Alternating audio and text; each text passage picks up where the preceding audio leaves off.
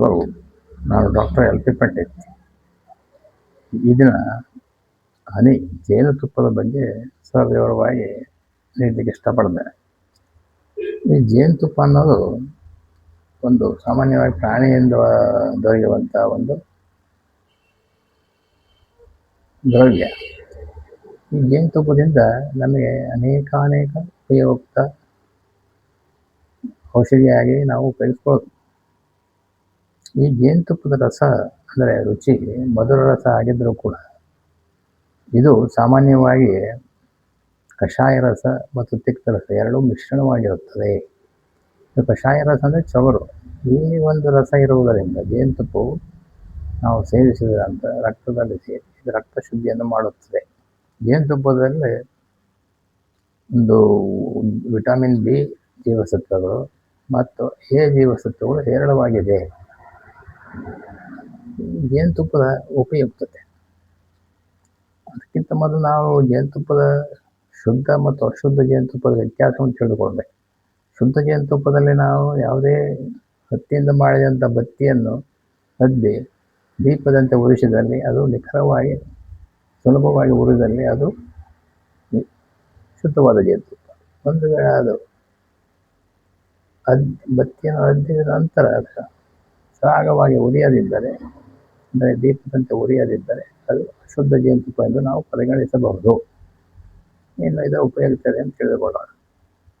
ಇದು ಮುಖ್ಯವಾಗಿ ಕೊಬ್ಬಿನಾಂಶ, ಮನುಷ್ಯನ ಫ್ಯಾಟ್ ರಿಡಕ್ಷನ್, ಕೊಬ್ಬಿನಾಂಶವನ್ನು ಕಡಿಮೆ ಮಾಡುತ್ತದೆ. ಇದರ ಸೇವನೆ ಪ್ರಮಾಣ ಸಾಮಾನ್ಯವಾಗಿ 1 ಚಮಚದಿಂದ 2 ಚಮಚ ಅಂದರೆ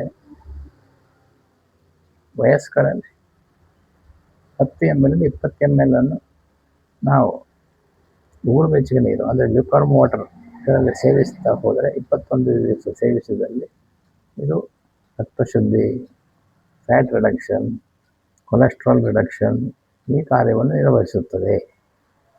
ಇನ್ನು ಇದನ್ನು ಸಾಮಾನ್ಯವಾಗಿ ಯಾವುದೇ ವಿಷಪೂರಿತವಾದ ಕ್ರಿಮಿಕೀಟಗಳ ಕಡಿತಕ್ಕೂ ಇದನ್ನು ಹಚ್ಚಲಿಕ್ಕೆ ಉಪಯೋಗಿಸ್ಬೋದು. ಕ್ರಿಮಿಕೀಟಗಳ ಕಡಿತ ಇದ್ದಾಗ ಇದನ್ನು ಹಚ್ಚುವುದರಿಂದ ಊತ ಮತ್ತು ಉರಿ ಅಂದರೆ ವಿಷದ ಅಂಶ ಕಡಿಮೆಯಾಗುತ್ತದೆ. ಸತತವಾಗಿ ಹಚ್ಚುವುದರಿಂದ ನೋವು ನಿವಾರಣೆಯಾಗುತ್ತದೆ. ಇನ್ನು ಮುಖ್ಯವಾಗಿ ಇದನ್ನು ಚರ್ಮ ರೋಗದಲ್ಲಿ ಅಂದರೆ ಚರ್ಮಕ್ಕೂ ಲೇಪನ ಮಾಡುವುದರಿಂದ ಕೆಲವೊಂದು ಚರ್ಮ ವ್ಯಾಧಿಗಳಲ್ಲಿ ಉಪಯುಕ್ತ. ಇನ್ನು ಮುಖ್ಯವಾಗಿ ಇದನ್ನು ಸುಟ್ಟಗಾಯಕ್ಕೆ ಹಚ್ಚುವುದರಿಂದ ಸುಟ್ಟಗಾಯದ ಉರಿ ಮತ್ತು ಊತ ಮತ್ತು ಇನ್ಫೆಕ್ಷನ್ ಇದರಿಂದಾಗುವ ದುಷ್ಪರಿಣಾಮ ಚರ್ಮದ ಮೇಲೆ ಇದೆಲ್ಲವೂ ನಿವಾರಣೆಯಾಗುತ್ತದೆ. ಇನ್ನು ದಗ್ಧವ್ರಣ ಅಂದರೆ ಸುಟ್ಟಗಾಯದ ಒಣಗಿದ ನಂತರ ಉಂಟಾಗುವ ಒಂದು ಕಲೆ, ಬಿಳಿ ಕಲೆ ಏನಿದೆಯಲ್ಲ ಅದರ ಕಲೆ ಕೂಡ ಈ ಒಂದು ಜೇನುತುಪ್ಪವನ್ನು ಸತತವಾಗಿ ಹಚ್ಚುವುದರಿಂದ ಗುಣಮುಖವಾಗಬಹುದು, ಕಡಿಮೆ ಆಗ್ತದೆ. ಅದರ ಪ್ರಖರತೆ, ಚರ್ಮವು ಕಾಂತಿಯುಕ್ತವಾಗುತ್ತದೆ. ಇನ್ನು ನಾವು ಕಣ್ಣಿನ ಅಂದರೆ ನೇತ್ರ ರೋಗಗಳಲ್ಲಿ ಇದನ್ನು ಅಂಜನದಂತೆ ಉಪಯೋಗಿಸಬೇಕು. ಅಂದರೆ ಕಾಡಿಗೆ ಹಚ್ತೀವಲ್ಲ ಆ ಟೈಪ್. ಈ ಅಂಜನದಂತೆ ಜೇನುತುಪ್ಪವನ್ನು ಈರುಳ್ಳಿ ರಸದೊಂದಿಗೆ ಅಂದರೆ ಅದಕ್ಕೆ ಒಂದು ಪ್ರಮಾಣ ಇದೆ. ಈರುಳ್ಳಿ ರಸ 1 ಭಾಗ, 4 ಭಾಗ ಜೇನುತುಪ್ಪ. 1 ಹನಿ ಈರುಳ್ಳಿ ರಸ ಆದರೆ 4 ಹನಿ ಜೇನುತುಪ್ಪವನ್ನು ಮಿಶ್ರಣ ಮಾಡಿ ಕಣ್ಣಿಗೆ ಅಂಜನದಂತೆ ಉಪಯೋಗಿಸಿದ ನೇತ್ರ ರೋಗ, ಕಣ್ಣಿನಿಂದ ಆಗುವ ದುಷ್ಪರಿಣಾಮಗಳು, ಕಣ್ಣಿಗೆ ಉಂಟಾಗುವ ರೋಗಗಳು ನಿವಾರಣೆಯಾಗುತ್ತದೆ. ಇನ್ನು ಮುಖ್ಯವಾಗಿ ನಾವು ಇನ್ನೊಂದು ವಿಷಯ ಹೇಳ್ಬೇಕಂದ್ರೆ ವಯಸ್ಕರಲ್ಲಿ ಉಂಟಾಗುವ ಪೊರೆ, ಕಣ್ಣಿನ ಪೊರೆ, ಇದನ್ನು ಕೂಡ ನಾವು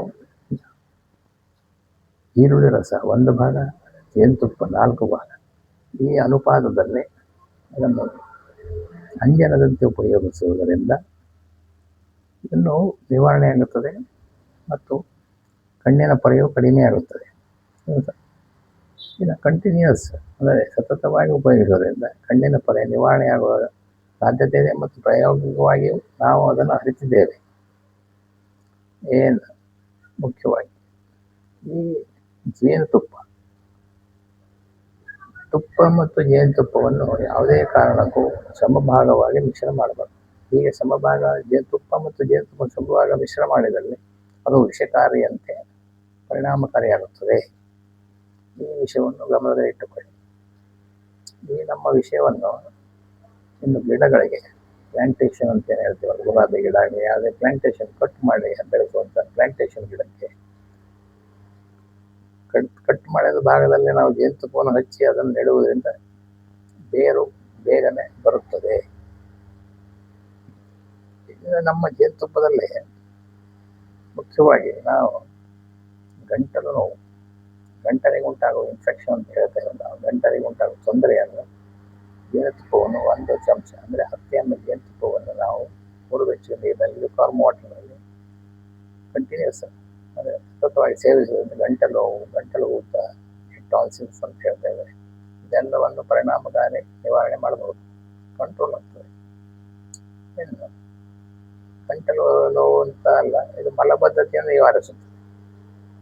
ಜೇನುತುಪ್ಪವನ್ನು ಲಿಕ್ವಾರ್ಮ್ ವಾಟರ್ನಲ್ಲಿ ಸೇವಿಸುವುದರಿಂದ ಮಲಬದ್ಧತೆ ನಿವಾರಣೆಯಾಗುತ್ತದೆ.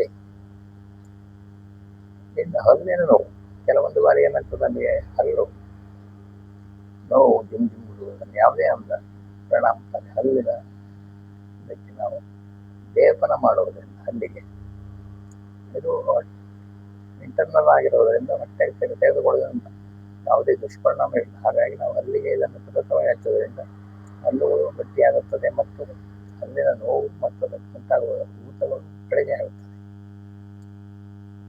ನಾವು ಚಿಕ್ಕ ಮಕ್ಕಳಲ್ಲಿ ಮಲಬದ್ಧತೆಯನ್ನು ಹೋಗಲಾಡಿಸಲು ಇದನ್ನು ಸತತವಾಗಿ ಅಂದರೆ 1 ರಿಂದ 3 ವರ್ಷದ ಚಿಕ್ಕ ಮಕ್ಕಳಿಗೆ 1 ಹನಿಯಿಂದ 3 ಹನಿಯನ್ನು ನಾಲಿಗೆಗೆ ನೆಕ್ಕಿಸುವುದರಿಂದ ಅಥವಾ ನಾಲಿಗೆ ಒಂದು ಭಾಷಣ ಮಾಡುವುದರಿಂದ ಮಲಬದ್ಧತೆ ಮಕ್ಕಳಿಗೆ ನಿವಾರಣೆಯಾಗುತ್ತದೆ. ಈ ಒಂದು ವಿಷಯವನ್ನು ಗಮನದಲ್ಲಿಟ್ಟುಕೊಂಡು ಜೇನುತುಪ್ಪ ಉಪಯೋಗಿಸಿ ಮತ್ತು ನಿಮಗೆ ಯಾವುದೇ ಒಂದು ಸಂಶಯವಿದ್ದಲ್ಲಿ ಈ ನನ್ನ ಒಂದು ಮೊಬೈಲ್ ನಂಬರ್ಗೆ ಕರೆ ಮಾಡಿ ಕೇಳಬಹುದು. ಅನೇಕ ಆಯುರ್ವೇದಿಕ್ ಶಾಲೆಗಳನ್ನು ನಾನು ತಿಳಿಯುತ್ತೇನೆ ವಿವರವಾಗಿ. ಡಾಕ್ಟರ್ LP ಪಂಡಿತ್ 8660482326 ಈ ಒಂದು ಮೊಬೈಲ್ಗೆ ಕರೆ ಮಾಡಿ ಕೇಳಬಹುದು.